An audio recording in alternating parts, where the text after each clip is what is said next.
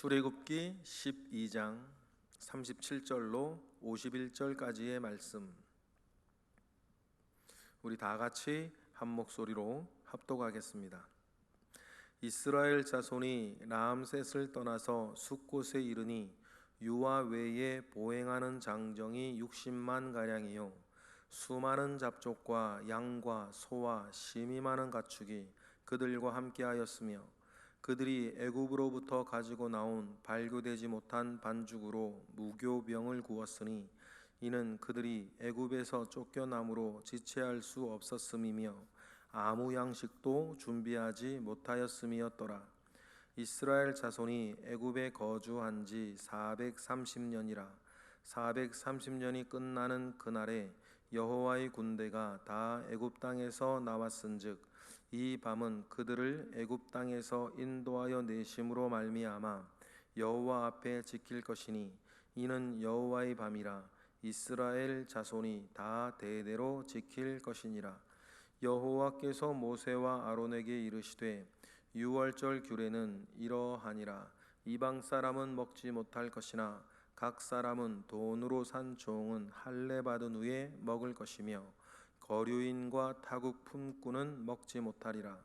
한 집에서 먹되 그 고기를 조금도 집 밖으로 내지 말고 뼈도 꺾지 말지며 이스라엘 회중이 다 이것을 지킬 것이니라. 너희와 함께 거류하는 타국인이 여호와의 유월절을 지키고자 하거든 그 모든 남자는 할례를 받은 후에야 가까이하여 지킬지니 곧 그는 본토인과 같이 될 것이나 할례 받지 못한 자는 먹지 못할 것이니라. 본토인에게나 너희 중에 거류하는 이방인에게 이 법이 동일하니라 하셨으므로 온 이스라엘 자손이 이와 같이 행하되 여호와께서 모세와 아론에게 명령하신 대로 행하였으며 바로 그 날에 여호와께서 이스라엘 자손을 그 무리대로 애굽 땅에서 인도하여 내셨더라. 아멘.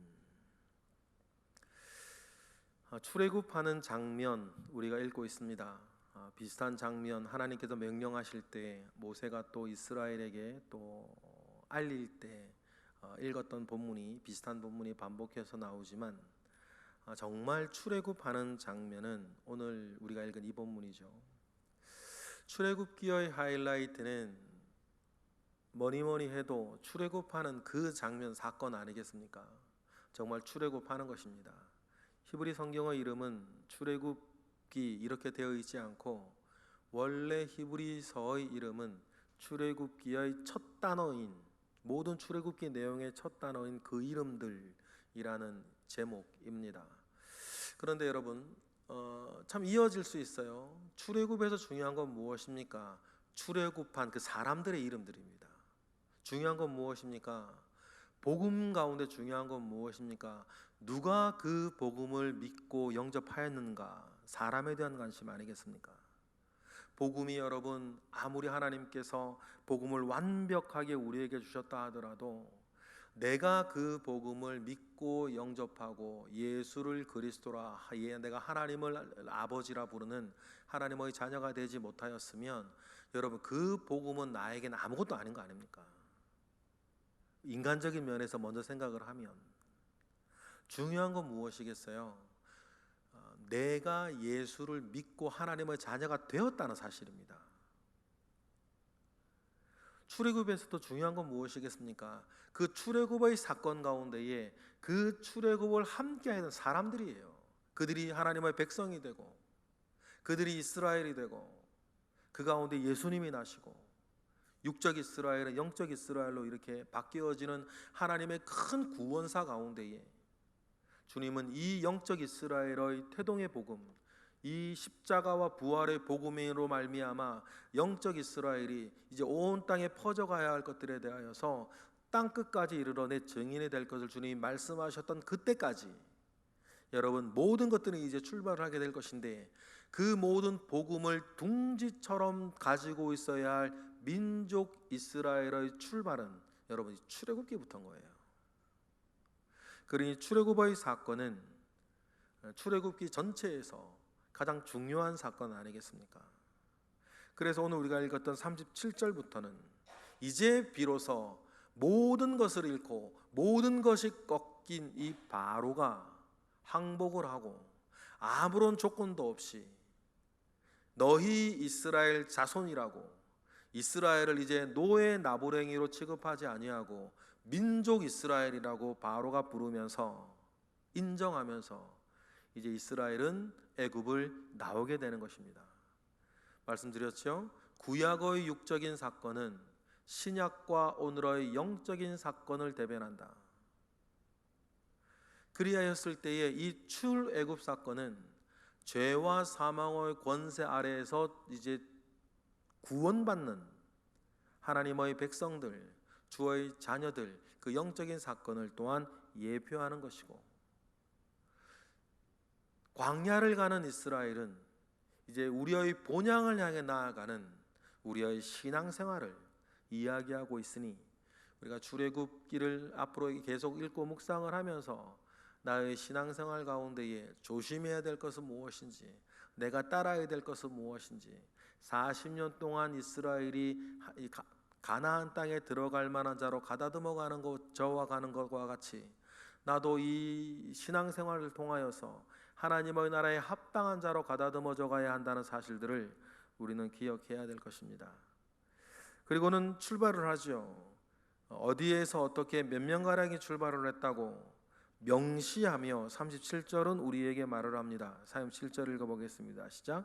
이스라엘 자손이 람셋을 떠나서 숫곳에 이르니 유아 외에 보행하는 장정이 60만 가량이다. 이렇게 말을 해요. 우리가 지금 세계 지도를 놓고 보면 이집트 동북쪽, 나일강가 그쪽 위에 아니겠습니까? 거기에는 람셋과 숫곳에 60만 명 가량, 그리고 어림잡아 여자와 어린아이들 다 더하면 200만 명 가량 되는 사람이 출애굽을 하는 엄청난 사건이 벌어지고 있어요. 당시의 고고학자들은 당시 애굽의 인구가 400만에서 500만 추정을 합니다. 그러니까 이게 말이 안 된다 이런 얘기를 하는 거죠.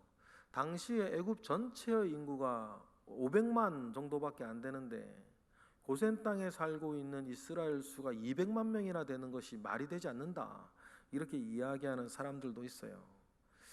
그런데 여러분, 바로가 이런 얘기를 했었죠. 우리 묵상을 하면서 그들이 우리보다 수도 많고 강성하니 내버려두면 어떡하겠냐.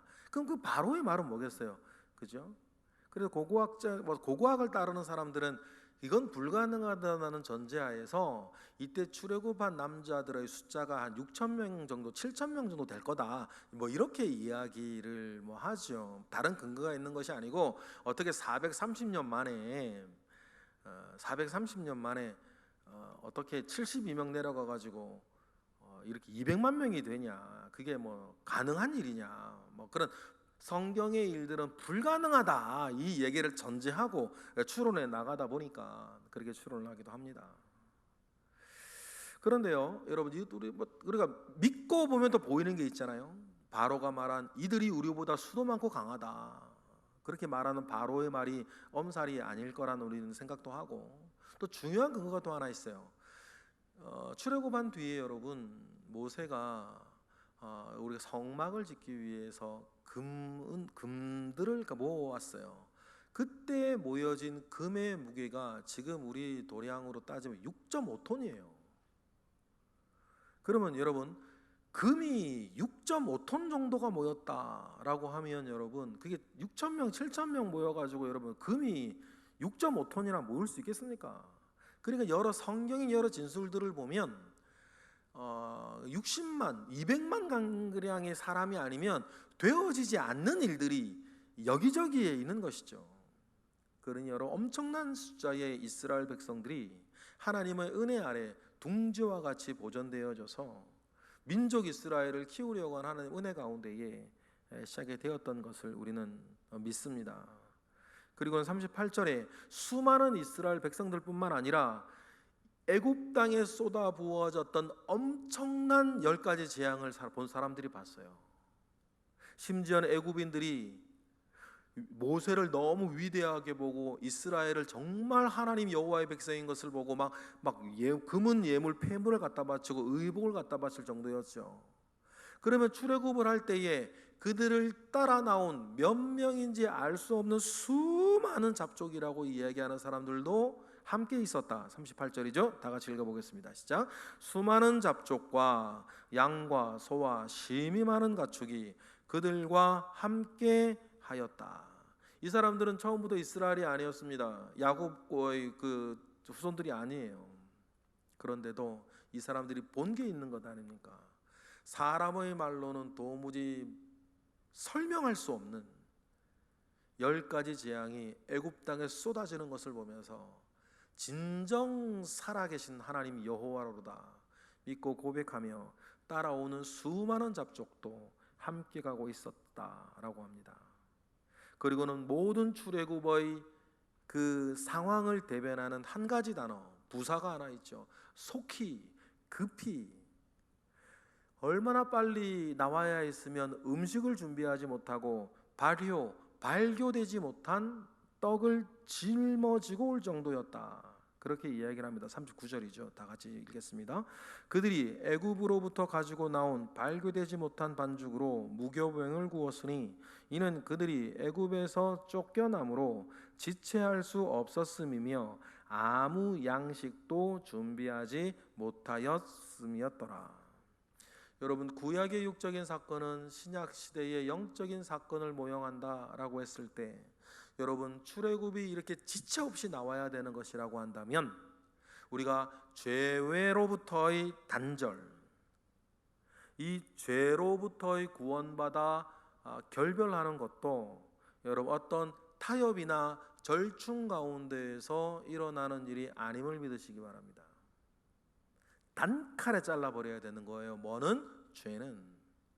함부로 여러분 별거 아닌 듯이 또 내 속에 죄에 대한 그 탐욕이 있어서 여러분 끈적끈적 늘어지게 두시면 안 돼요. 출애굽이 그렇게 일어나지 않았습니다. 육적인 사건은 영적인 사건을 대변하니까. 여러분, 모든 죄와 사망의 권세는 예수 믿기 전에서부터 구원받을 때도 그렇고 우리가 구원받아 하나님 아버지 앞에 거룩한 백성, 하나님의 나라에 합당한 백성으로 만들어져 가야 할 때에도 여러분 아까워하시면 안 돼요. 주저주저 하시면 안 돼요. 죄와 사망의 권세, 죄는 단칼에 끊어버리셔야지 절충하고 조금씩 조금 더 낮게 이런 식으로 가시면 여러분 그 죄엔 또 넘어지는 거예요. 출애굽하면서 여러분 질질 끌지 않습니다. 급히 끊어버리듯. 그렇지, 모든 죄는 내가 모르면 몰랐어도 알게 되어지고 깨닫게 되었으면 바로 회개하고 바로 끊어내고 바로 뒤돌아서야지.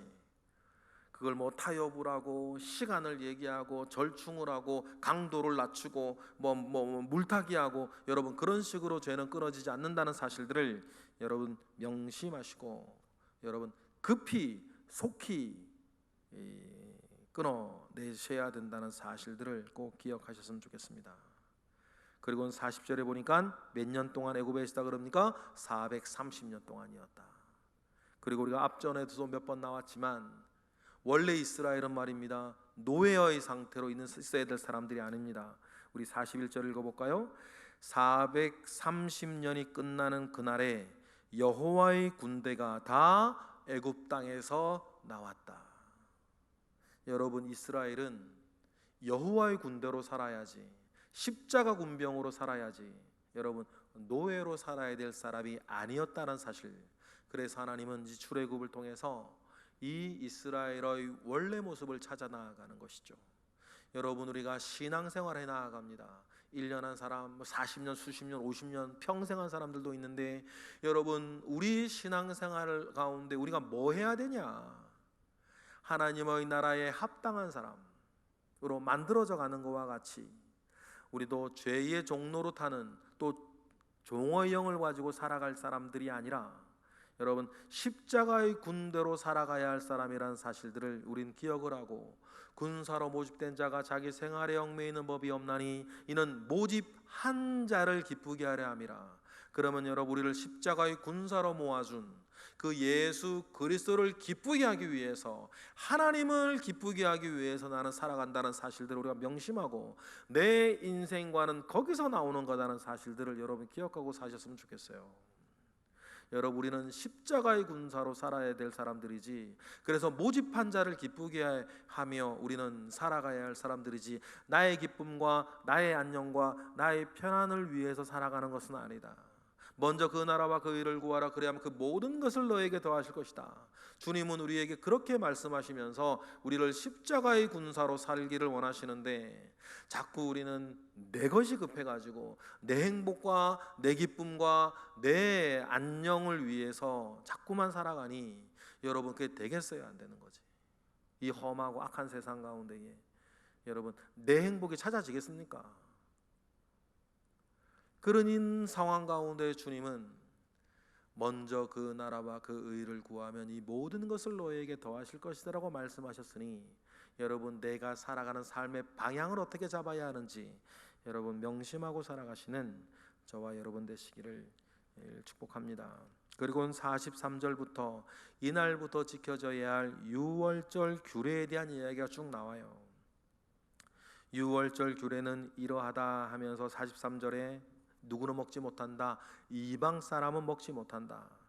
만약에 먹으려면 어떻게 먹어야 된다? 할례를 받고 먹어야 된다. 그런 얘기들이 반복해서 나와요. 그리고 46절에는 세부적인 지침이 있죠. 46절만 읽어볼까요? 시작. 한 집에서 먹되 그 고기를 조금도 집 밖으로 내지 말고 뼈도 꺾지 말아라 얘기를 합니다. 한 집에서 먹어야 한다. 고기를 조금도 집 밖으로 내보내서는 안 된다. 뼈를 꺾지를 말아야 한다. 이 각 내용들이 우리가 묵상할 수 있는 지점들이 있겠죠. 왜 그러셨을까? 왜 한 집에서 먹으라 그랬을까? 왜 고기를 집 밖으로 유월절 고기는 집 밖으로 나가면 안 된다고 했을까? 왜 뼈는 꺾지 말라고 했을까? 개인적으로 우리가 묵상할 수 있는 얘기들이 얼마든지 있을 것 같아요. 그리고는 44절, 43절에도 나왔는데 48절에 여러분 또 나오죠. 먹으려면 어떻게 뭘 한 자, 할례를 받은 자만 먹을 수 있다는 거예요. 48절 읽어보겠습니다. 시작. 너희와 함께 거류하는 타국인이 여호와의 유월절을 지키고자 하거든 그 모든 남자는 할례를 받은 후에야 가까이 하여 지킬지니 그는 본토인과 같이 될 것이나 할례 받지 못한 자는 먹지 못할 것이니라. 49절까지 읽어볼까요? 본토인이나 너희 중에 거류하는 이방인에게 이 법이 동일하니라 하셨으므로. 여러분 이것을 우리가 좀 강조해서 읽은 이유가 있어요. 처음부터 말입니다. 출애굽 때부터 민족 이스라엘이 출발할 때부터 이스라엘이 나중에 오해한 것처럼 혈통이 중요한 건 아니었다. 그 사실이에요. 이스라엘이 민족으로 출발할 때 가장 중요하게 우리가 이스라엘이라고 하는 선을 긋는 게 유월절이었거든요. 그런데 유월절에서 여러분 본토인이나 이방인이나 혈통이 중요한 게 아니고 무엇을 받은 사람은 참여할 수 있다, 할례를 받은 사람은 참여할 수 있다라고 하나님이 제정하신 것은 혈통보다 중요한 건 뭐다? 신앙의 고백이다. 이스라엘은 혈통으로 지켜지는 것이 아니라 동일한 신앙의 고백으로 지켜지는 나라다 라고 하는 것을 하나님 맨 처음부터 말씀하셨어요. 혈통이 중요한 게 아니고 뭐가 중요하다? 신앙의 고백이 중요하다. 그래서 여러분 할례를 받은 자, 이방인도 유월절에 참여하려면 반드시 할례를 받아야 되고 본토인도 유월절에 참여하려면 할례를 받아야 한다. 이방인이나 본토인이나 동일하다라고 이렇게 말씀을 하셨다면 여러분 맨 처음부터 이스라엘은 다시 반복하지만 혈통 중심의 민족이 아니라 신앙 고백 중심의 민족이었다는 사실이에요. 여러분 하나님께서 왜 이렇게 하신 줄 알겠죠? 하나님은 지금 출애굽하고 있는 이때만 보는 것이 아니라 1500년 뒤 예수님의 시대도 보는 거고 3500년 뒤 오늘 우리도 하나님 보고 계시는 것 아니에요. 중요한 건 뭐다? 신앙의 고백이라는 거예요. 우리가 사도신경 우리가 설교를 계속 우리가 공부하고 설교 말씀 들을 때에도 교회는 뭐다? 교회는 동일한 신앙을 고백하는 사람들의 모임이에요. 교회가 동일한 신앙을 고백하는 사람들이다 라고 하는 그 개념만 명확하게 가지고 계시면 여러분 교회가 뭔지 아셔요. 교회의 다른 인간적인 모습들로 실망하실 필요가 없어요. 교회는 윤리적으로 퍼펙트한 곳이 교회가 아니니까. 물론 그렇게 우리 노력을 하지만 본질만 얘기하는 거예요. 본질은요, 동일한 신앙을 고백하는 사람들이 모여있는 게 교회예요. 그러면 여러분, 이단으로 간 사람 왜 우리가 사랑으로 품어주지 않고 그래? 여러분, 그건 교회가 아닌 거예요. 다른 신앙을 고백하는 사람 어떻게 우리 교회로 받아요? 교회가 뭔지 분명히 아셔야 돼요. 저나 여러분들이나 교회는 동일한 신앙을 고백하는 사람들이에요. 여기에서 벗어나면 교회 아닌 것입니다. 그런 이 영적인 교회의 태동의 육적인 씨앗이 되었던 이스라엘도 마찬가지예요. 민족 이스라엘의 출발도 동일한 신앙을 고백하는 사람들이었다. 혈통이 중요한 것이 아니었다는 것이죠. 그리고 우리가 마지막으로 읽어보겠습니다. 51절입니다. 시작. 바로 그 날에 여호와께서 이스라엘 자손을 그 무리대로 애굽 땅에서 인도하여 내셨더라. 여러분, 그 날이 있었습니다. 그 날에 민족 이스라엘이 출발하고 모든 하나님의 구원사의 중요한 전환점이 그날 있었다. 그리고 오늘 우리에게까지 그 은혜가 전하여졌다라고 하는 3500년의 시간을 지나 오늘 우리에게까지 전하졌다라고 하는 이 놀라운 사실들을 기억을 하며 우리가 어디서 갑자기 하늘에 뚝 떨어진 득부잡들이 아니라 이 여호와 신앙, 이 예수 신앙, 이 복음, 교회, 그리스도인들은 하나님의 유구한 세월 가운데에서 보존하여진 그 복음이었다는 사실을 우리가 기억을 하고 그 귀한 복음의 라인 위에 우리가 서 있다는 것이 얼마나 기적 같은 일인지를 다시 한번 확인하며 하나님께 감사하고 오늘의 삶을 우리가 함께 사시며 우리의 수많은 믿음의 그 선배들과 또 앞으로 태동되어질 후배들 사이에 껴있는 흰옷 입은 거룩한 백성 가운데에 우리가 포함되어져 있다는 사실들에 감사하며 오늘도 사시고 승리하시는 우리 모두가 되시길 주님의 이름으로 축복합니다. 기도하겠습니다. 할렐루야. 하나님 감사와 영광 올려드립니다.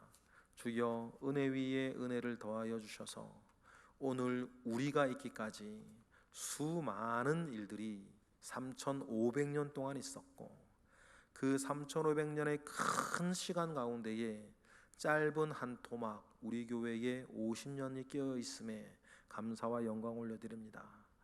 이러한 큰 은혜 가운데 우리가 서 있으니 앞으로나 뒤로나 우리가 흔들리지 아니하고 복음의 큰 흐름 가운데에 서서 승리하며 살아가는 우리 모든 새벽의 기도자 되도록 은혜를 더하여 주옵소서. 이 시간 드려지는 11조와 감사 예물과 1000번째 예물 가운데 함께 하옵소서.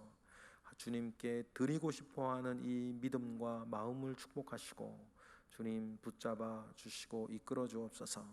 새벽을 깨워 기도하고자 하는 모든 새벽의 기도자들 가운데에서도 하나님 은혜를 더하시고 하나님 기도에 하나님의 선하신 응답이 있기를 바라니 하나님 함께 하옵소서. 모든 것 감사하며 예수 그리스도의 이름으로 기도드렸나이다. 아멘.